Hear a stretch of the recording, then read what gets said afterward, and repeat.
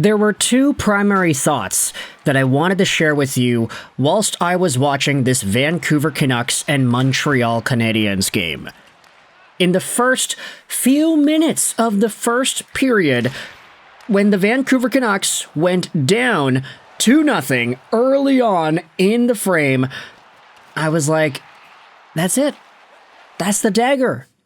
Is this the dagger? I was like, the only idea that was popping into my mind, the final dagger, because as we had spoken about earlier in today's show, with a regulation loss tonight, the Vancouver Canucks playoff odds drop to 27.7%, which is an absolutely terrible number and something that Francesco Aquilini gets nightmares about, realistically speaking.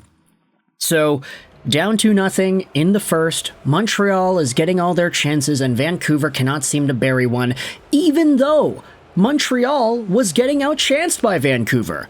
The first period, when it was 1-2-0, eventually in the second when it was 3-0 Montreal, I was saying to myself, yeah, Montembeault's gonna get that shutout, dude.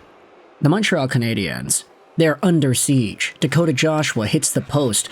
Pia Suter hits the post, wraparound attempts, net front presence, all these chances for the Vancouver Canucks. They have a whole bunch of them in the first. But then right away, it's a rush the opposite way and Slafkovsky makes it 2-0. It was one of those games where I was like, yep, that's it. That's the dagger. Is this the dagger? That's the dagger. It's not good. And even though Vancouver looked strong in that opening first period, I was saying, Montembeault's going to get that shutout. He's going to get that shutout. And, to the Canucks' credit, Montembeault didn't get a shutout. He let in 2 goals. But the second primary thought that I wanted to share with you here, whilst this game was going on, it happened in the third period. Once Elias Pettersson scored to bring the Vancouver Canucks within 1, with 9 minutes to go, I just looked at my television screen, like Jeremy Renner in Avengers Endgame, and I whispered out, "Don't give me hope. Don't do that. Don't give me hope." Because that's a bad thing. You're setting my heart up for failure here, Vancouver. Don't do that. And for a split second, I was like, oh, they can actually do it.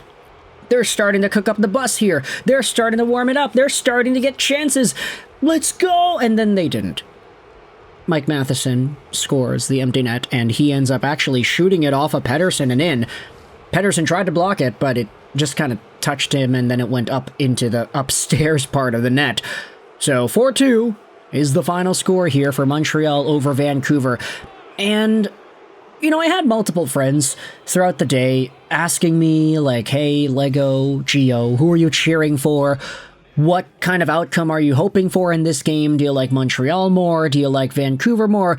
I want to say this very clearly, and I'm sure a lot of y'all on the YouTubes know about this, but I just wanted to establish that the Vancouver Canucks are my favorite team. Montreal is number 2. They're a very big number 2. Detroit is a number 3. I love all these teams incredibly well.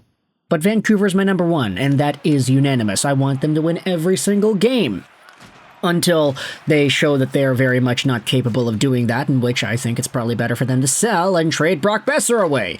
But in this game, where the Vancouver Canucks lose 4-2, Montreal gets a big step up. Like, that's great. Their playoff chances improve with this game as well. They've been kind of on the outside looking in for a good chunk of the year. They've started to play well after the Four Nations, so to see them continue with that momentum into Vancouver, taking advantage of a vulnerable Vancouver Canucks squad, that's great. Marty St. Louis, how brilliant is that?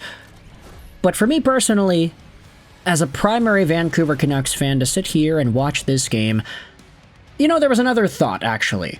Scratch 2 thoughts, 3 thoughts. There were 3 thoughts, another one that I wanted to share with you here in this video. And that thought was just kind of directed towards Francesco Aquilini. Because I don't think it'd be unfair to say that amongst the Canucks forwards that played tonight, I thought that Pia Suter had a great game. I thought that Dakota Joshua, he was really strong, especially in the first period. Connor Garland, though he missed a few passes here and there, he still facilitated play nicely. the one guy I think really needed to step it up, Brock Boeser. Dude, are you kidding me? Like, how do you like it now, Francesco Aquilini? This is exactly what you asked for. This is exactly what the Canucks ownership and management asked for. They wanted to make their team better. They wanted to keep Brock Boeser. They didn't want to trade him for a first because they didn't want to make the team worse. This guy stinks, bro. Like, he's not doing anything. Ray Ferraro even called him out on the broadcast. You know who's got to be better? You know who's got to be activating more? Brock Boeser. Like, we understand here as fans. We do. It's not totally unbeknownst to us that Brock Boeser has gone through a really difficult time as a Vancouver Canuck. From the injuries he had sustained in his rookie year to some of the traumatic losses that he had sustained as well, he has not had it easy as a Vancouver Canuck.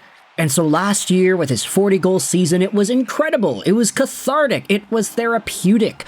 But this season, man, he's just not that good. And the Canucks refused to trade him away for a first-round pick because they couldn't have another player. They weren't able to find another player to take that first-round pick in a second trade. They ran out of time. Look, the team still is not doing all too well in terms of its goal scoring. Frank Saravelli says, oh yeah, Brock Boeser's going to get paid because he does the hardest thing in the league to do, score goals. Yeah, well, he doesn't do that this year.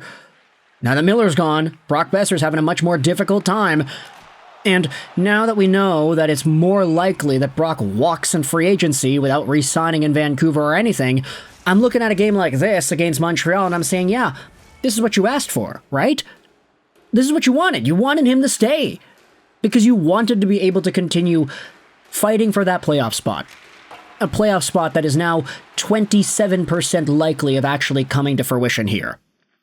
Really? I don't know. Let's talk about the goals here, because I know Canadiens fans are going to get all ticked off at me for not giving their guys props. Yeah, Nick Suzuki scored a minute in, so very nice to see him get on the board one more time. He gets a really nice pass from Caufield, comes in alone on Marcus Pettersson, and is able to drive it towards the goal, backhanded by Kevin Lankinen. Oh, just the start the Vancouver Canucks are looking for. Making it 2-0 is Juraj Slafkovsky, again after a flurry of Montreal pressure in their own zone. You had Vancouver just getting chance after chance after chance, zone time, TOA shots, and then a nice little flip out into the neutral zone, gets dropped down. Nick Suzuki leaves it for Juraj Slafkovsky, who walks right down left side, and then he fires it by Lankinen. Unfortunate break for the Vancouver Canucks, but it's one of these plays where it's like, oh yeah, of course. Of course.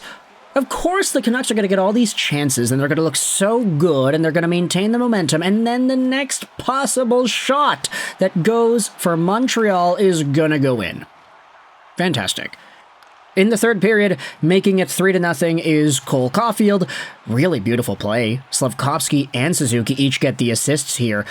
Slafkovsky does a nice little spinorama kind of thing in the neutral zone to drop it off for Suzuki, who then spins himself to pick the puck up, and then waltz right in on a mini 2-on-1. He throws it across, Caufield's there, and the Canadiens score 3 goals on 10 shots on goal. Lankinen has a .7 save percentage to open up this game.